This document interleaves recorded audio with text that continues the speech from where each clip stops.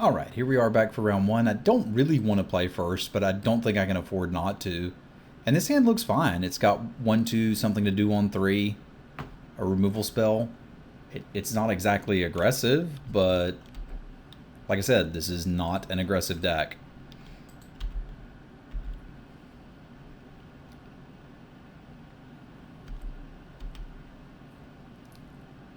I think I'd rather play the Drifter because it can attack and block next turn if they miss something, whereas playing the Vessel basically is committing to doing nothing.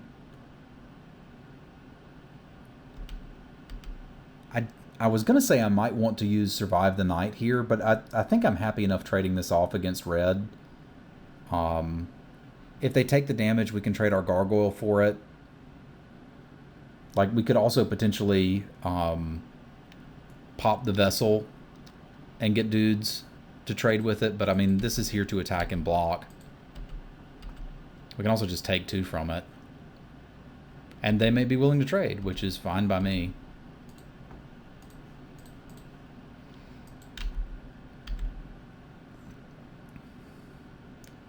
Like, one of the cards you're usually scared of from a deck like this is the 4/1 dude. I think we've got a lot of potential here by just holding back with our Gargoyles and probably using Survive the Night. We could get 2 for 1. I don't like using combat tricks defensively, so I may just let them trade. We've got 2 of these already.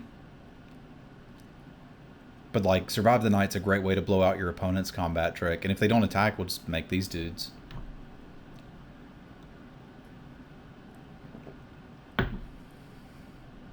Okay. That sets us up for a really good Survive the Night. Because we can basically trade our Survive the Night for their augmented creature, and we get to draw a card.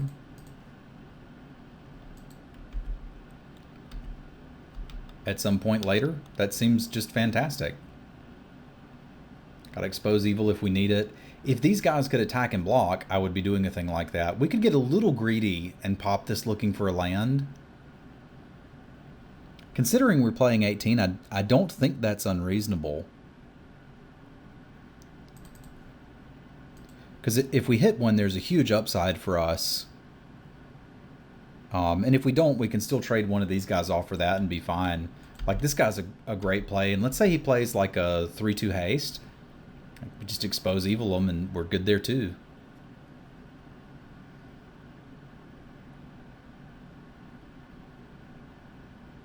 I kind of just want to keep hitting lands so we can eventually turn these dudes into threats, but I don't mind trading one off for this, for example.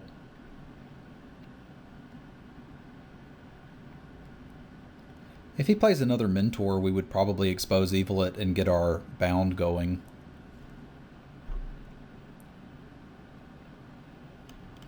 It's not super relevant for many of our cards, but we're actually pretty close to Delirium. I think sure.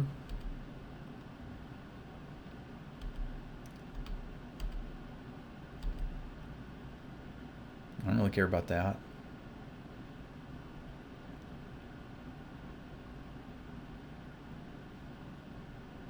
Ah, okay. You did it. And you got that guy? What? Well, sir. That is value. That is a lot of value. Now, it's most likely that our opponent is going to play the Vampire Pumper next turn,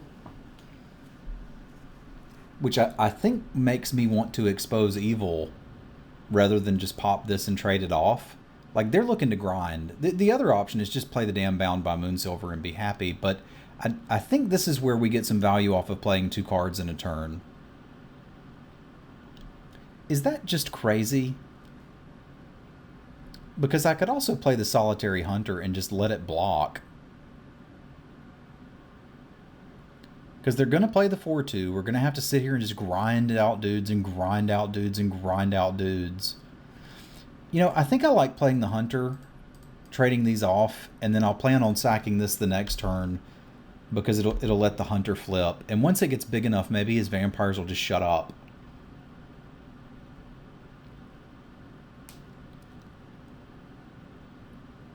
It puts us a little unhappy if he has something like a Styncia Masquerade, but we can still sort of deal with that.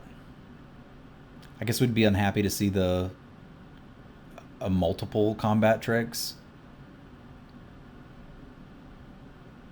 Well, that's not a problem.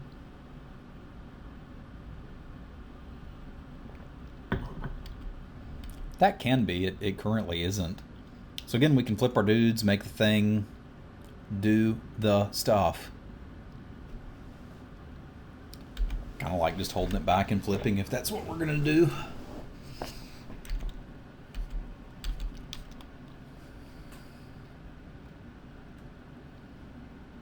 We can start slowly pecking away with these dudes. He may very well cast 2 spells and flip it back. That's fine. No?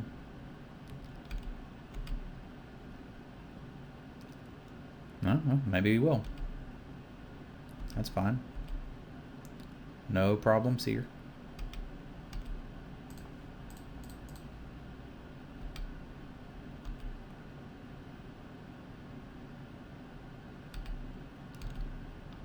Okay, extra land is not bad. We could play and equip the Censor and make a 5/5 and attack with it. If he wants to trade, he'd have to trade with both of his dudes, and it gives us a pretty good blocker. We could also just play the Inquisitor and this. But I think I like bringing in beats. We could also play the Inquisitor and then attack with these two and then get the Expose Evil going on his turn and start bringing some beats of our own. I mean, we're not exactly in a position to race. I could kind of cast the thing to stop that. I don't really want to trade this guy for both of his, do I? I kind of do. Yeah, that leads him to the most awkward situation. Because it means that they've got to trade both of their dudes for this if they want to get rid of it. It puts us in a world of hurt if they've got one of the vampires, but the you can't block vampires, but we drafted 2 of those.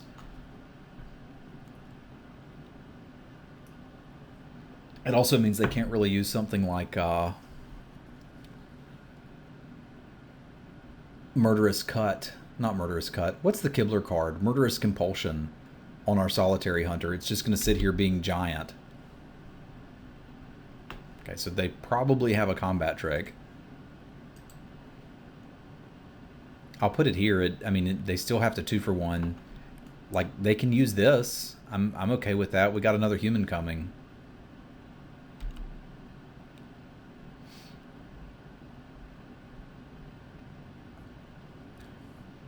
Huh? Throttle works.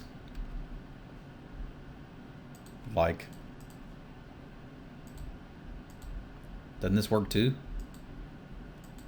We got a 3/3. If throttle was their best answer to that, let's just make a 5/4. That kind of doesn't make sense because it still only trades with them. Yeah, I think I just threw away some mana.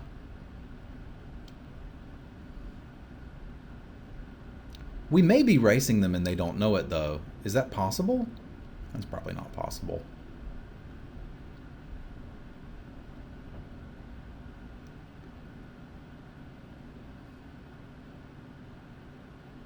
Wow, their whole deck is just little vampires.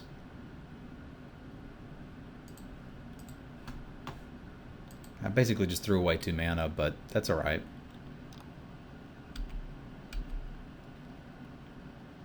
Bite doesn't really do much unless I play this guy. I kind of want to get to the point where we're sort of slowing things down a little bit. So we could just bound this, equip the Censor here, and attack with both of them. I could equip the Censor, bite that. I kind of want this Provisioner in play too. But maybe it's time we just start slowing down a little bit here.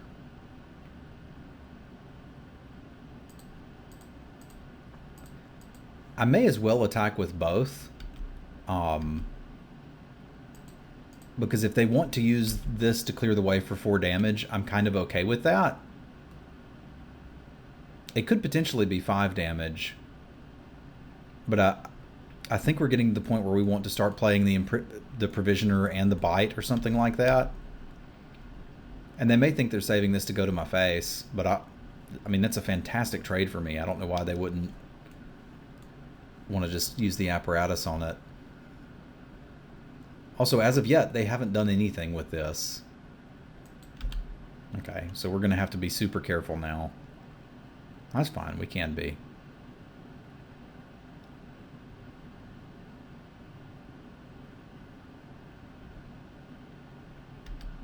A land would be great, although that works too. That means we're basically locked into doing the Expose Evil plan.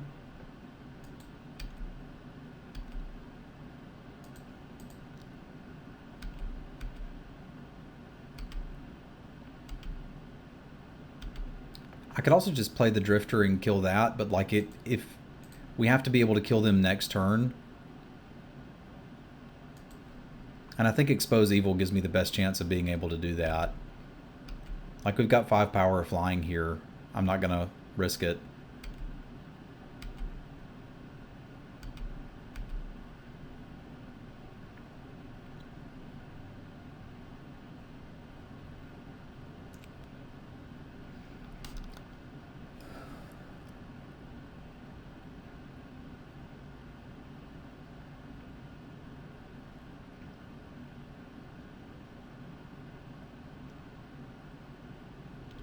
Like, what do we want to do here? This throws a little problem into our shenanigans.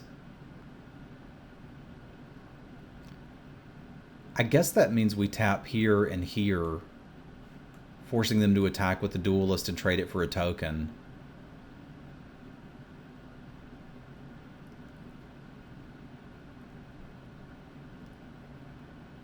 Because we're at a virtual 2, we can't take any more damage.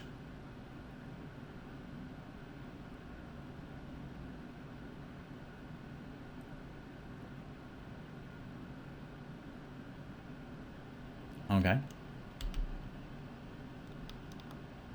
Well, that makes it easy. We just tap these 2. We don't have them dead next turn.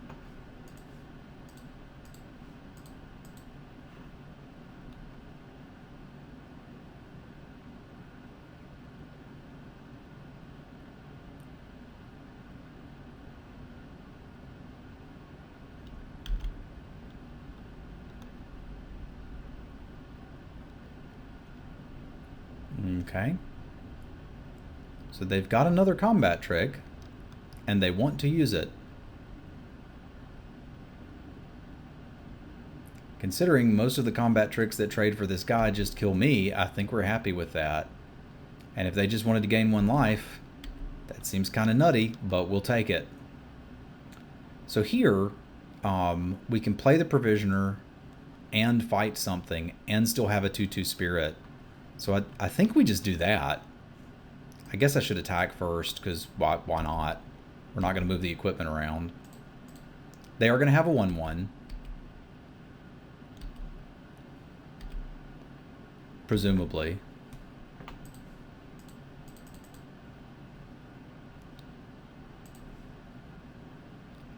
Choose target creature you control to deal the damage. That one, and kill that guy.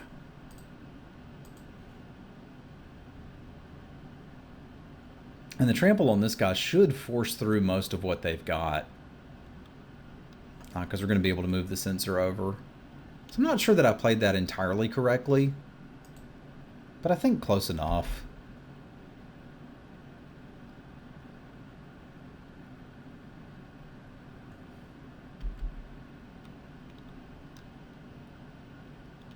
I think we've got to block both of their dudes. Something like here and there.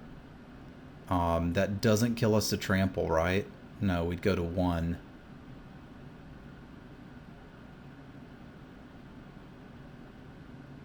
Like a +3/+1 and lifelink spell for them would be pretty good here. So that's not something I'd like to see if it can be avoided.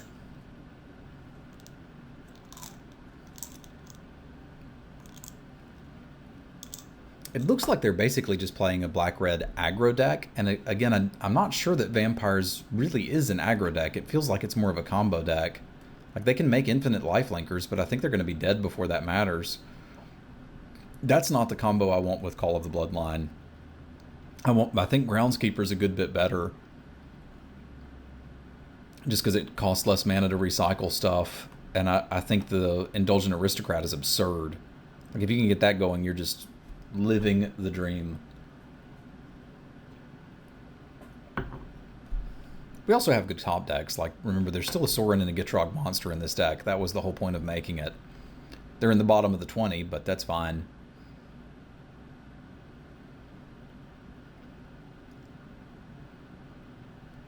Opponent giving this some thought.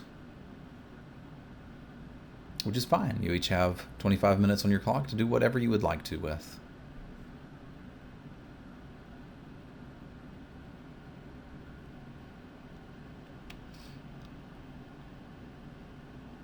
Okay, by putting it there,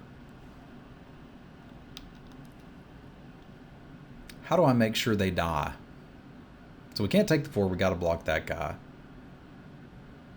So they're at 4 life. So what happens if I block this and chump? These blocks are not final, but I want to look at the next turn. So they go to 4, and I've got, if I move this equipment over, +2/+0, so I'm a 5 power trampler. So that means that they would take an extra 2 from this and 3 here.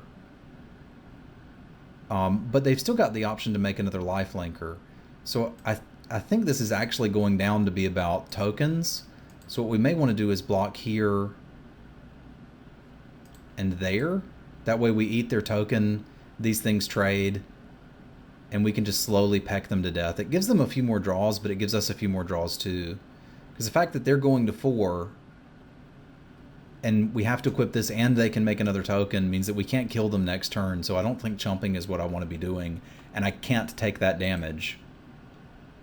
It'd be a little more scary if they'd left red open so that they could have that trample trick, but they didn't.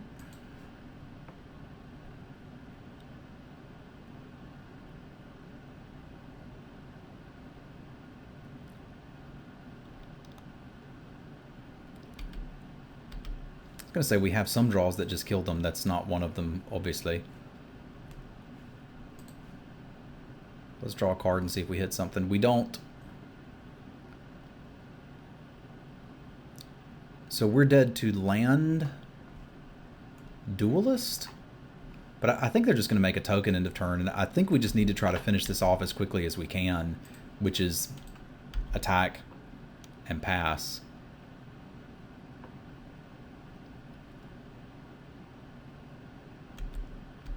I guess them equipping the True Faith sensor on that guy is eventually going to run us out, isn't it? Yeah, so I've got to draw something.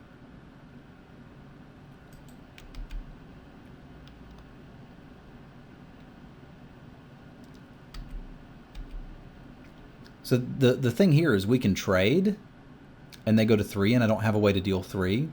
Or we can take the 2. We put ourselves dead to any pump spell, which they haven't shown us yet.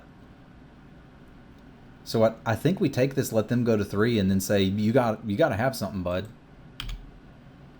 So no blocks.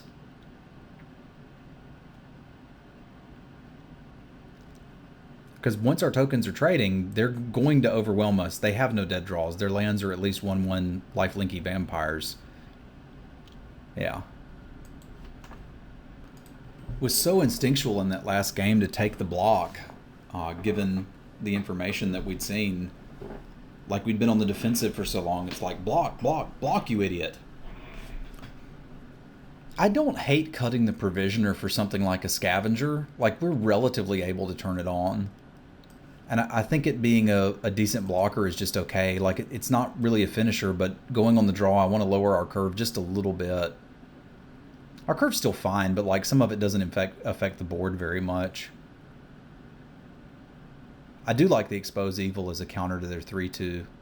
Like, the fact that it has haste and can make something not block is why that card's good. If we have a 2-mana counterspell for that, and they basically paid 4 mana for a 3/2 and we get to draw a card for 2 mana, cool. That seems good. This hand kind of doesn't. I'm going to keep it because it has the mana to cast the power cards, and we've at least got some interaction. We kind of need a 2 or a 3 drop. On the draw, I think this is okay. But I wouldn't scream at you if you mulliganed it. Like, they're not so fast that we're, like, crazy worried. You know, if we rattle off nothing but lands for a while, we're in trouble. Them missing a 2-drop is one of the ways that this works out for us. But even with a handful of land in a 17 land deck, you're still likely to draw a bunch of them. In an 18 land deck, you certainly are. That we're not super worried about because we can race it. Like, our main concern is stabilizing against their onslaught. Not them gaining 1 life a turn.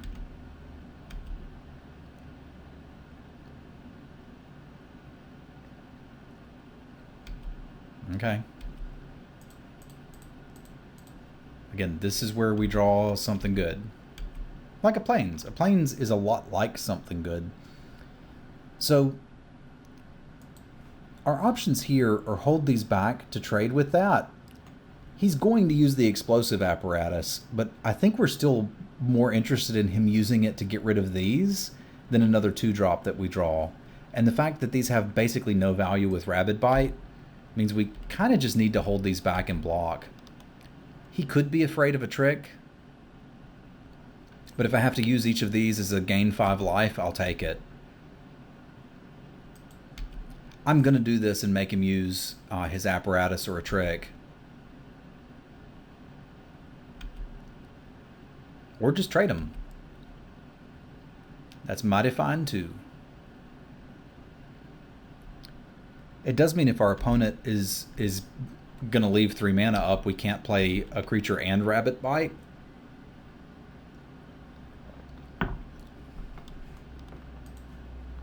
But I mean, hell, maybe they're flooded too. We got 6 cards in hand. They've got to be scared to death. And it's just all garbage.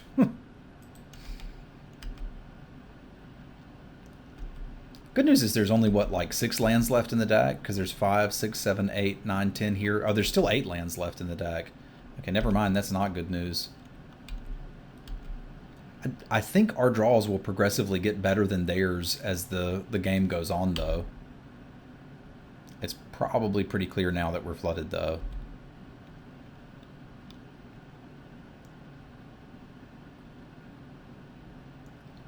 Come on, Sorin. Expose Evil. I may do that just to draw the card. I kind of want to wait until they play something else. I'm not going to whiff it just to prevent 1 life.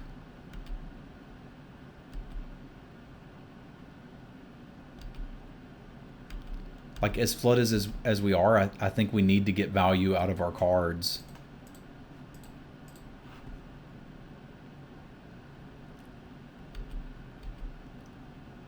Now, this guy can't block his, but it can attack.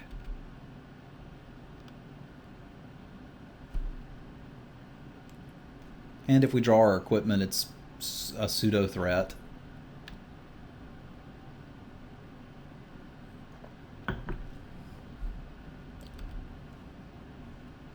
This is where I'll expose Evil.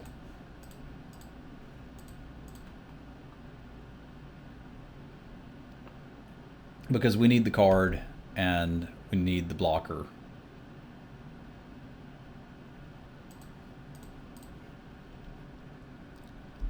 See, that's a good draw. That's a good draw. We're starting to do things here. So I've got enough to cast and flip the dude and play the Drifter. So I think I'm interested in doing all of those things. We could go for a Rabid Bite too. We'd need to use it here on this. And that may be worth doing, honestly. Because I can always flip this later, and as soon as I do, he's just going to kill it. Like, he's left up Fiery Temper, though, which kind of makes me want to just trade off a guy for this instead of trying to go for the bite. Like, if I go for the bite and he Fiery Tempers this in response, I think we just lose. Whereas if I do this, I'm going to hold them all back. Am I? No, because I'll trade the Gargoyle if I have to.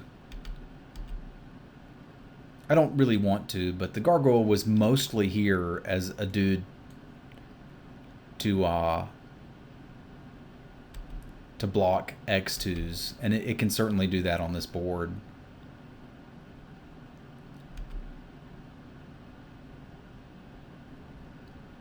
I mean, like, worst case scenario, it dies, and all of a sudden the Moorland Drifter's a 2/2 flyer. That's not bad. Okay. Now, if he's got another you can't block thing, that sucks, but otherwise I think we're just fine trading these off. He turned our Rabid Bite on.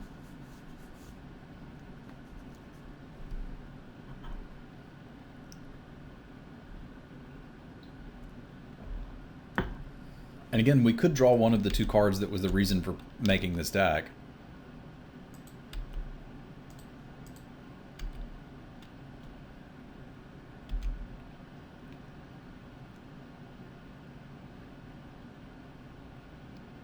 So the only thing that's actually dealt damage to us all game has been this Revenant.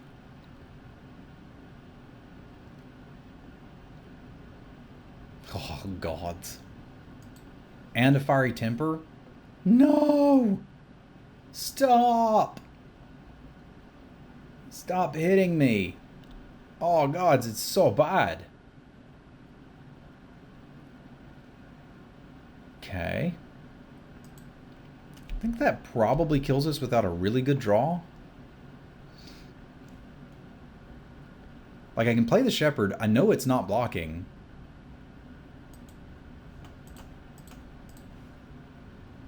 Because he's got the Hasty Dude. And he's going to play the Mentor too. Him playing the other guy and making this not block for a turn means I'm going to take 5 next turn. I think untapping and killing the other dude is better. He did have the Fiery Temper we were playing around before with the Rabid Bite, by the way. Like, this puts us in a situation where we can draw, like, Sorin, untap, kill this, kill that, still have a blocker. That's not unreasonable. Okay, we're taking 6. But we still got draws. Like Herman. And I think we do have to just get this out of the way. We may have to double block that. Which I don't particularly want to do, but we're not in a position to really play around much.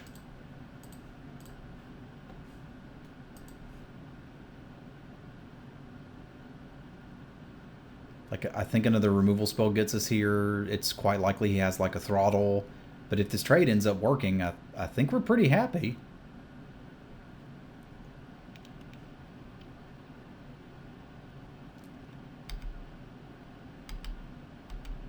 Griffspoon.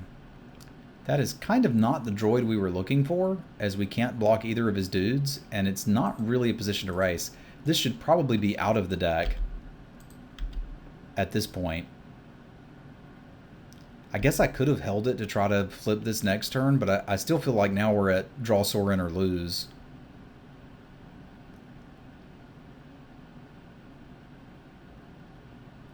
No, at least we can block that. Lands are good. I probably need to get this Griffspoon out of here.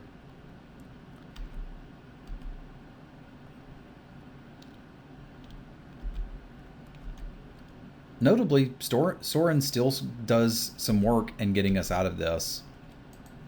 That Swamp doesn't, though.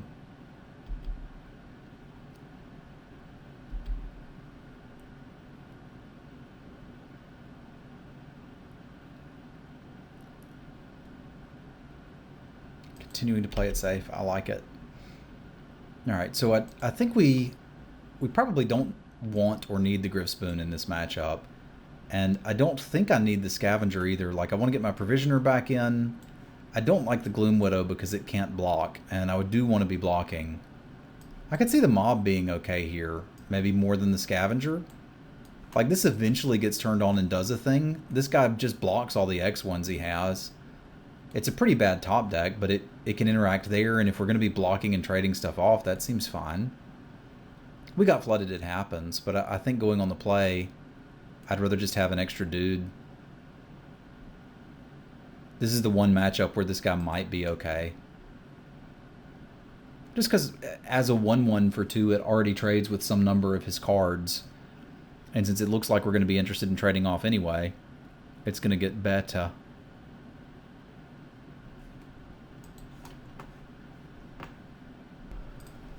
Alright, yes, we do want to play first.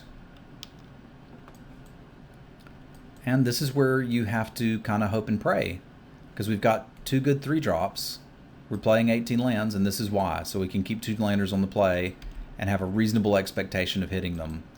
Pretty far off from hitting Sorin, but either of these should hold our opponent off long enough. That helps. I think I probably play the Inquisitor first, as I'm just more interested in trading it off. Like, what are the chances our opponent doesn't have a play next turn?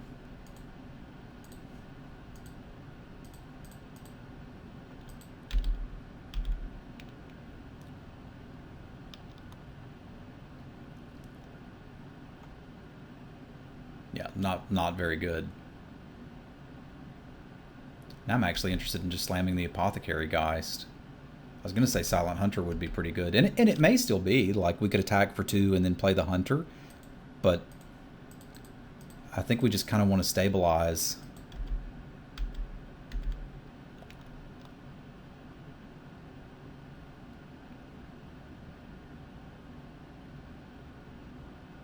We don't have a lot of ways to interact with flyers, other than a few flyers of our own, so playing 2 3s to his 2 X's seems pretty good to me. I feel like if he stops attacking and we keep drawing land, we're in pretty good shape. So the Throbbing Inspector into a Cather's Companion seems pretty good to me. It gives us a clue to crack next turn to try to hit a land and then play the Hermit.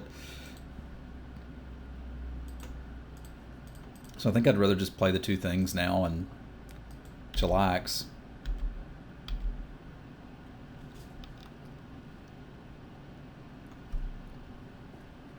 Again, plan is Dirtle into Sorin, and we're there. So now if I'm able to hit a land naturally or off of this clue, we can play Herman. We can actually attack with this if we want to. I kind of don't want to trade it for that, but it's not the worst.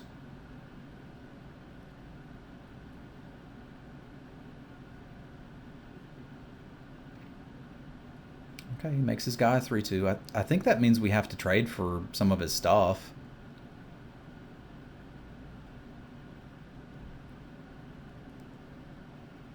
Which is fine. Like, it's here for trading. Yeah. So, I think I like this one for sure. The question is, what's better here? And I think since we're planning on, at the very least, having another 2/3 next turn, we probably just let this guy go. I realize he's got Macabre Waltz and blah, blah, blah, but we just need to buy time until we can resolve a big thing. Drawing land's just perfect there. It means we can crack the clue first and then play Herman. See if we even got a 2-drop if we needed it.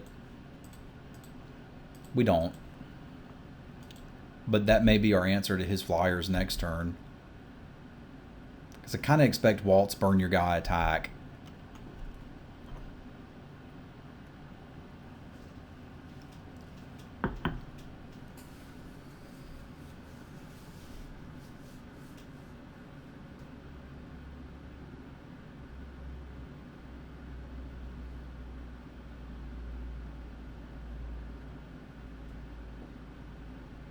That's giving our opponent an awful lot of credit. Yeah, everything is fine.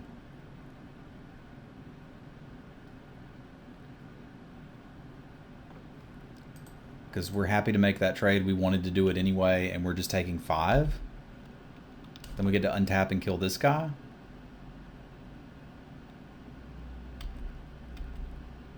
Potentially. I kind of like bonzing it and playing the Drifter and then hitting for 1. Like, the fact that we can move this around when it's a problem later is pretty cool. The Drifter's not entirely irrelevant.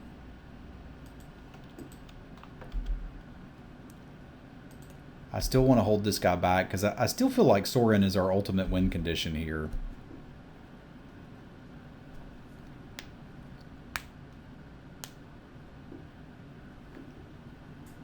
Dutch is making strange noises in his box. Cats and boxes, man. They go together like peas and carrots.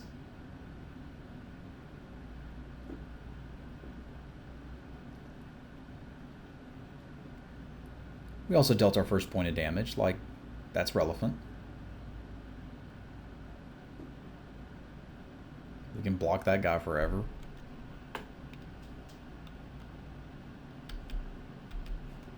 Or we can just kill it.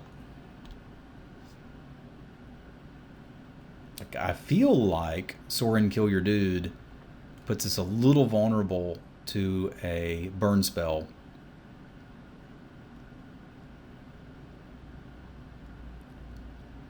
I don't think I like passing. Like, if we play Sorin and kill his dude and he's got Fiery Temper, he kills our Sorin. It's not that Sorin didn't do some great stuff there. He did. But, like, he's representing Fiery Temper in case he needs it. We could, if that's what we're worried about, play Sorin and kill this guy, putting him to 4. It still dies to Fiery Temper, and we've still got this to deal with. I could just play the Hunter. I could also play this in plus, which I guess starts to pressure our opponent. With good enough blocks, that's probably what I need to do here. It's like, if he's attacking it for 1 and gaining 1 and we're just drawing extra cards, I don't see how that's going to be bad.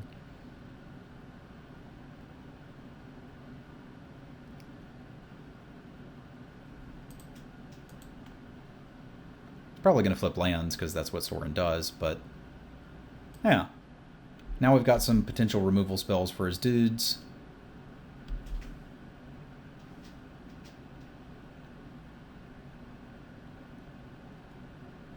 Oh, it was Merciless Resolve. Okay. That is not what I anticipated.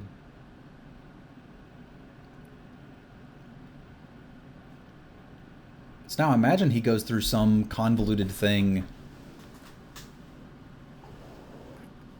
to get... How did I end up with an Emissary of the Sleepless in my hand? Oh, because he cast it on my turn, and that does a thing. That was interesting. I like drawing cards. Okay, so you made a 4/3 Vigilance. We probably want to deal with that. I think this is probably where we just chomp. I'm not able to attack back into it. Why not trade the Drifter in this for that? Like, who cares if he's got a trick?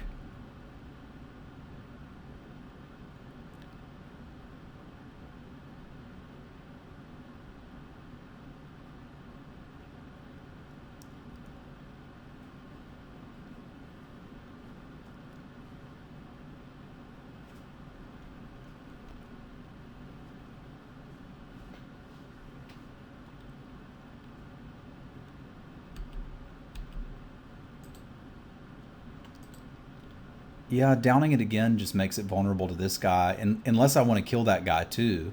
Like, I could kill this, play the Hunter and Rabbit Bite that, and leave him with 2 cards in hand. I think that may actually be okay.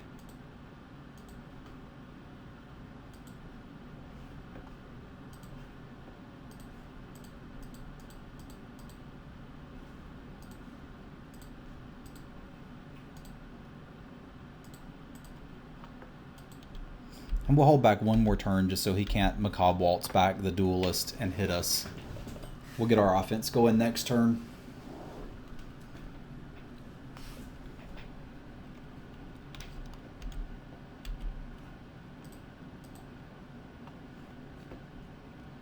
That should be enough for a scoop in some parts of this world, but apparently not this one. Vessel just stops him cold, doesn't it? I guess so does the monster. I mean, we have the opportunity to have both of these in play. We should do that.